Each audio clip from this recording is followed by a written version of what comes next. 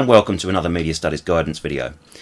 This time we're planning the first page of the NEA coursework and looking at specifically what it needs to include and what you need to do. So now that you've completed extensive research, written your statement of aims and intentions and set up your basic website framework, you can really begin the creative work.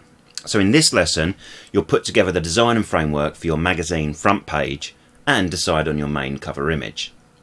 There are a number of basic requirements for your front page and these elements must be on there. So please do pay attention to this advice and make sure that you've included them all. You'll lose a lot of marks if they're not present, so please make sure they are. So the elements you need to include are an original title and masthead, a strapline, cover price and barcode, main cover image, and additional images if appropriate for the genre and style of your magazine. You must make sure that there's an image of at least one person on your front cover, and that's likely to be your main image, though it doesn't necessarily have to be. You'll also need a lead cover line relating to the main image and at least 3 other cover lines. At this point I also want to remind you that all of your creative choices regarding how you use these elements of media language should be deliberate and purposeful.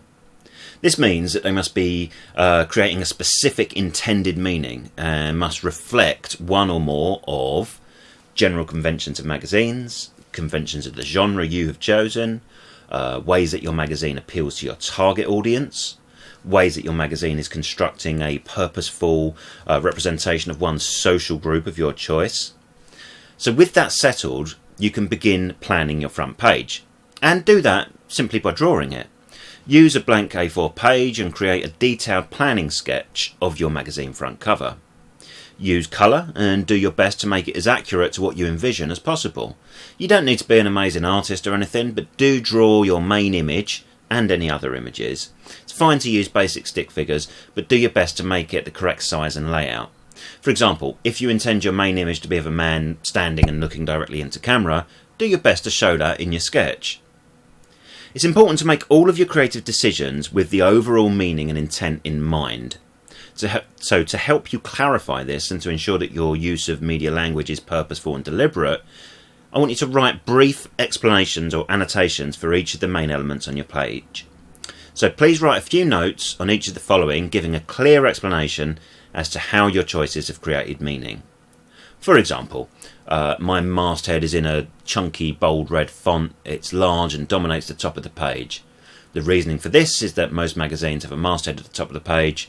My choice of bold lettering reflects the male target audience and strong design choices I've opted for. The red colouring was chosen as it's very common in fitness magazines to use red lettering.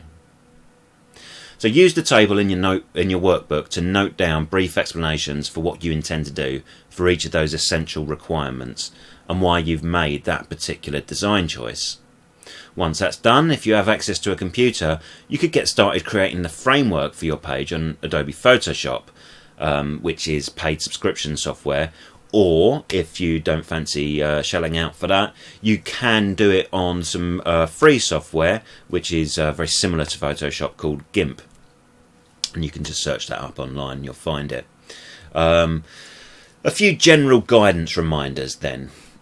Remember that your work should be as much like a real media product as possible. Use real magazines for inspiration. Look at where they place their image, what they have written on them, and all that sort of thing. Consider your main image very carefully with regards to representation. Use written language and mode of address in an appropriate way for your target audience. Consider how cluttered your page is and whether that fits the genre and industry conventions. Remember that you'll need a minimum of 8 original images across all of your magazine pages. So keep that in mind as you plan these. So there's a fair bit to keep in mind as you design this, but the more you plan, the easier you'll find it to create the actual final design, and the more marks you'll ultimately achieve. So have fun drawing your magazine front covers, and I'll see you next time when we'll look at what needs to be included on the double page spread.